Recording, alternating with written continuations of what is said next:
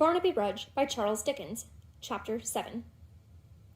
Mrs. Varden was a lady of what is commonly called an uncertain temper, a phrase which being interpreted signifies a temper tolerably certain to make everybody more or less uncomfortable.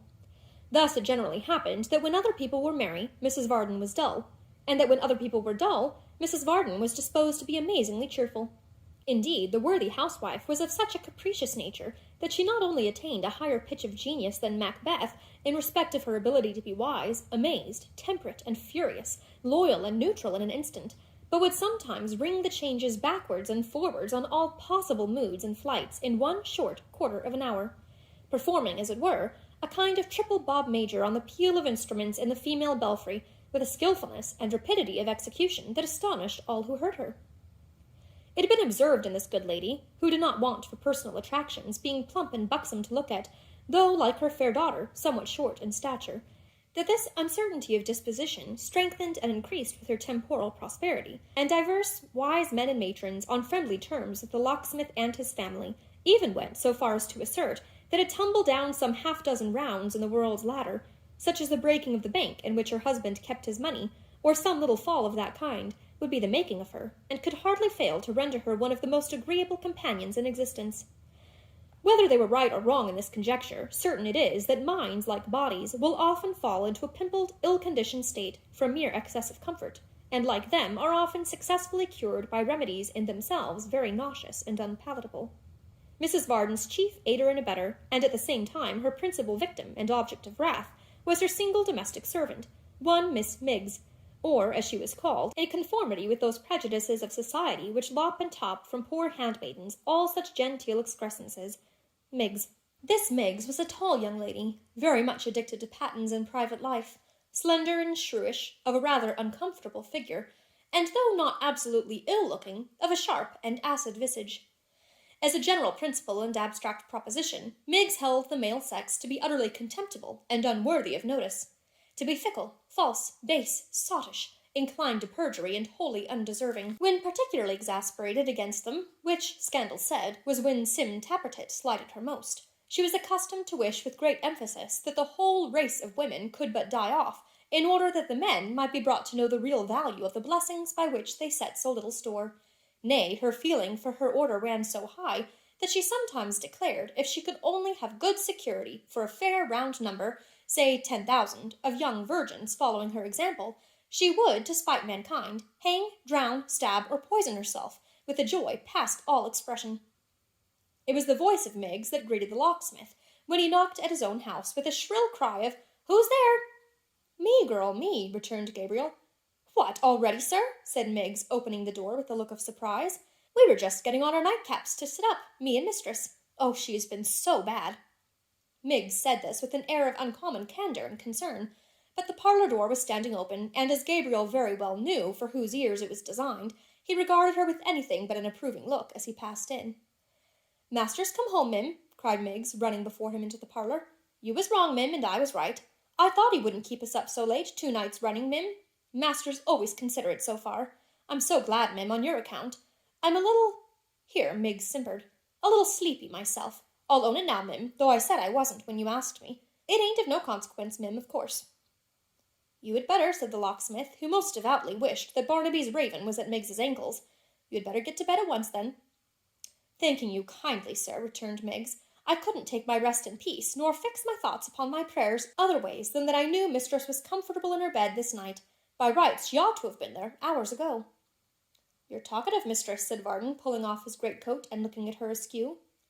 "Taking the hint, sir," cried Miggs with a flushed face, "and thanking you for it most kindly, I will make bold to say that if I give offence by having consideration for my mistress, I do not ask your pardon, but am content to get myself into trouble, and to be in suffering." Here Mrs. Varden, who, with her countenance shrouded in a large nightcap, had been all this time intent upon the Protestant manual, looked round, and acknowledged Miggs's championship by commanding her to hold her tongue. Every little bone in Miggs's throat and neck developed itself with a spitefulness quite alarming as she replied, "Yes, Mim, I will." "How do you find yourself now, my dear?" said the locksmith, taking a chair near his wife, who had resumed her book, and rubbing his knees hard as he made the inquiry. "You're very anxious to know, aren't you?" returned Mrs. Varden, with her eyes upon the print. "You, that have not been near me all day, and wouldn't have been if I was dying." My dear Martha, said Gabriel. Mrs. Varden turned over to the next page, then went back again to the bottom line overleaf to be quite sure of the last words, and then went on reading with an appearance of the deepest interest and study. My dear Martha, said the locksmith, how can you say such things when you know you don't mean them?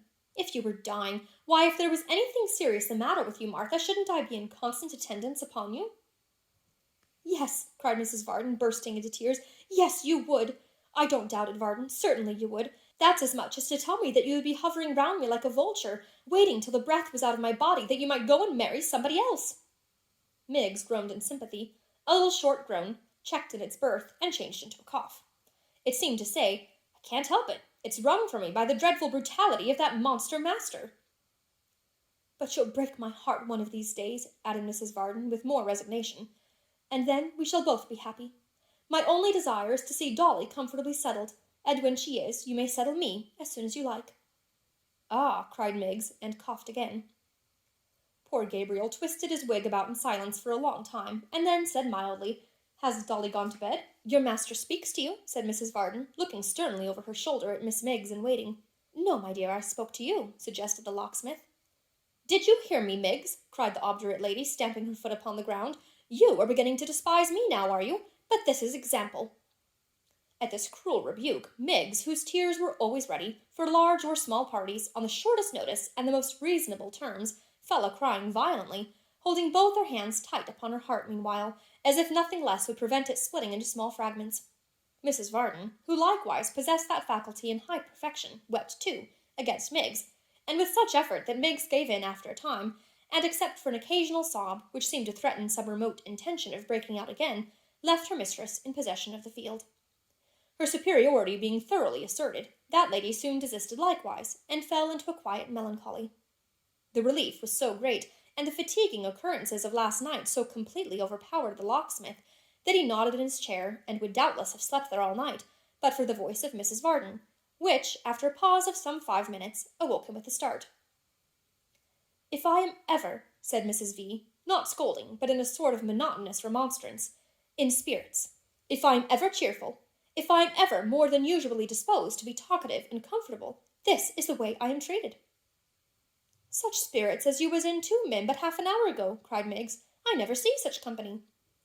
Because, said Mrs. Varden, because I never interfere or interrupt, because I never question where anybody comes or goes, because my whole mind and soul is bent on saving where I can save, and labouring in this house. Therefore they try me as they do. Martha, urged the locksmith, endeavouring to look as wakeful as possible, what is it you complain of? I really came home with every wish and desire to be happy. I did indeed. What do I complain of? Retorted his wife. Is it a chilling thing to have one's husband sulking and falling asleep directly he comes home? To have him freezing all one's warm-heartedness and throwing cold water over the fireside? Is it natural, when I know he went out upon a matter in which I am as much interested as anybody can be, that I should wish to know all that has happened, or that he should tell me without my begging and praying him to do it? Is that natural, or is it not? I'm very sorry, Martha, said the good-natured locksmith. I was really afraid you were not disposed to talk pleasantly. I'll tell you everything. I shall only be too glad, my dear. No, Varden, returned his wife, rising with dignity. I dare say, thank you. I'm not a child to be corrected 1 minute and petted the next. I'm a little too old for that, Varden. Miggs, carry the light. You can be cheerful, Miggs, at least.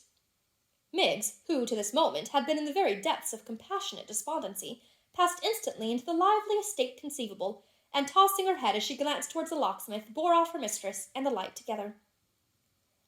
Now, who would think, thought Varden, shrugging his shoulders and drawing his chair nearer to the fire, that that woman could ever be pleasant and agreeable?